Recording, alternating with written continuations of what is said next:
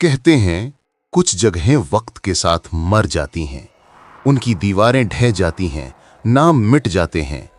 लेकिन कुछ जगहें ऐसी होती हैं जो वक्त को ही निगल जाती हैं, जहां गुजरा हुआ कल आज भी जिंदा रहता है और अपनी अधूरी कहानी पूरी करने का इंतजार करता है। भैरव घाटी स्टेशन पहाड़ों के बीच दफन एक ऐसा ही राज, एक ऐसा स्टेशन जहां 20 साल से कोई ट्रेन नहीं रुकी, क्योंकि आखिरी बार जब यहां एक ट्रेन रुकी थी तो उसमें सवार 7 लोग फिर कभी अपनी मंजिल तक नहीं पहुंचे थे। शाम ढल रही थी। 3 दोस्त रोहित, अमित और सागर जंग लगी पटरियों पर चलते हुए स्टेशन की ओर बढ़ रहे थे। चारों तरफ जंगली घास और टूटे हुए सिग्नल उस जगह की वीरांगी बयां कर रहे थे। रोहित बोला, भाई तू पक्का है ना यही वो शापित स्टेशन है? देखने में तो किसी कबाड़ी की दुकान जैसा लग रहा है। अमित ने कहा, हाँ, गूगल मैप्स और गांव वालों की कहानी यहीं आकर खत्म होती है। भैरव घाटी जंक्शन, कहते हैं यहां रात को आज भी ट्रेन आती है। सागर डरते हुए बोला, लेकिन भाई यहां तो पटरियां तक उखड़ चुकी हैं और ये जगह, इसमें कुछ अजीब है। ऐसा लग रहा है जैसे दम घुट रहा हो। रोहित हंसते हुए बोला, डर मत सागर, तू तो हॉरर मूवी का ट्रेलर देखकर भी हनुमान चालीसा पढ़ने लगता है। भूत भूत कुछ नहीं होता। तीनों हल्के से हंसे ही थे कि अचानक दूर पहाड़ों से एक पुरानी स्टीम इंजन की सीटी की आवाज गूंजी। अमित ठिठक गया। 1 मिनट, ये आवाज सुनी? 20 साल से यहां कोई ट्रेन नहीं आई, तो ये सीटी किसकी थी? हवा अचानक ठंडी हो गई और माहौल में अजीब सी सिहरन भर गई। वो सिर्फ एक सीटी नहीं थी, वो वीरान स्टेशन का एक बुलावा था। अंधेरा जिंदा हो चुका था। स्टेशन की टूटी खिड़कियों से ऐसा लग रहा था जैसे कोई उन्हें सदियों से घूर रहा हो। उन्होंने एक पुराने दरवाजे को धक्का दिया जिस पर धुंधले अक्षरों में लिखा था, प्रतीक्षालय।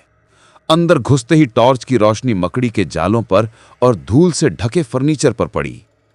सागर बोला, भाई ये गंध कैसी है? जैसे कुछ सड़ रहा हो।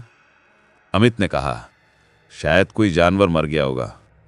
रोहित बोला, नहीं, ये सड़ने की नहीं, ये तो जैसे किसी ने यहां ताजी अगरबत्ती जलाई हो। मौत और पूजा की गंध एक साथ।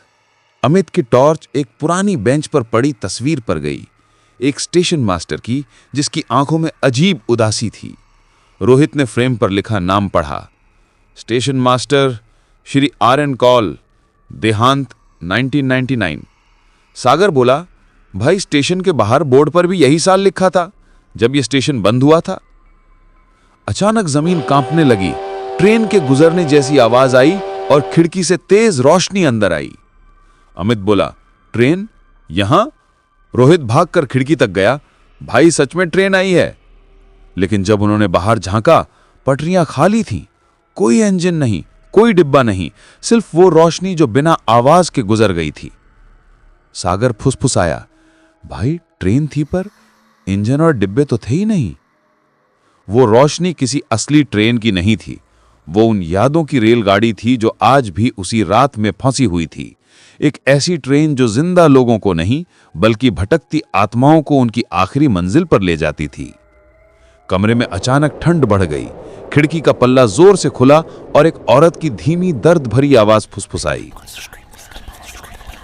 ट्रेन आई थी, सब चले गए थे, मेरे पति भी, वो आज तक नहीं लौटे। सागर चीख पड़ा।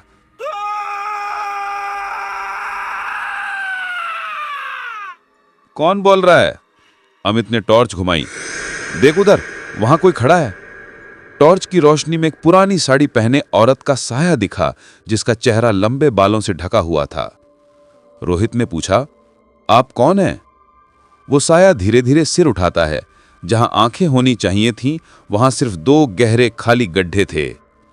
वो बोली, मैं कंडक्टर की बीवी हूं, वो ट्रेन आज भी लौटती है अधूरे सफर पूरे करने। अचानक तेज हवा चली, कमरे के सारे कागज उड़ गए और उनकी टॉर्च बंद हो गई। जब अमित ने मोबाइल की टॉर्च जलाई, कमरा खाली था। सागर जमीन पर बैठा रो रहा था और रोहित गायब था। तभी बाहर पटरियों पर एक धीमी लाल रोशनी दिखाई दी। एक पुरानी जंग लगी स्टीम इंजन वाली ट्रेन स्टेशन पर आकर रुकी। अमित बोला, भाई बाहर सच में ट्रेन है। दोनों ने खिड़की से झांका। ट्रेन लगभग पारदर्शी थी। सागर बोला, इसे चला कौन रहा है? ट्रेन का दरवाजा अपने आप खुल गया। अंदर बैठे लोग पत्थर के बुतों की तरह थे, जिनकी आंखें खुली थीं पर उनमें जान नहीं थी। अमित फुसफुसाया, भाई ये लोग तो जिंदा नहीं लग रहे। तभी उनके पीछे वही औरत की आवाज आई, एक सीट खाली है। वो मुस्कुरा रही थी और खाली डिब्बे की ओर इशारा कर रही थी। सागर चीख पड़ा, भागो अमित! अगली सुबह पुलिस को स्टेशन पर सिर्फ एक मोबाइल फोन मिला। उसमें आखिरी वीडियो क्लिप थी। एक पुरानी ट्रेन के डिब्बे का धुंधला दृश्य, एक खाली सीट और बैकग्राउंड में ट्रेन की वही भयानक सी सीटी की आवाज जिसे 20 साल से किसी ने नहीं सुना था। भैरव घाटी स्टेशन आज भी वीरान है, लेकिन कहते हैं हर साल नवंबर की उसी अमावस रात वो ट्रेन आज भी वहां से गुजरती है और उसकी एक सीट हमेशा खाली रहती है, किसी नए मुसाफिर के इंतजार में। अगली सीट तुम्हारी है।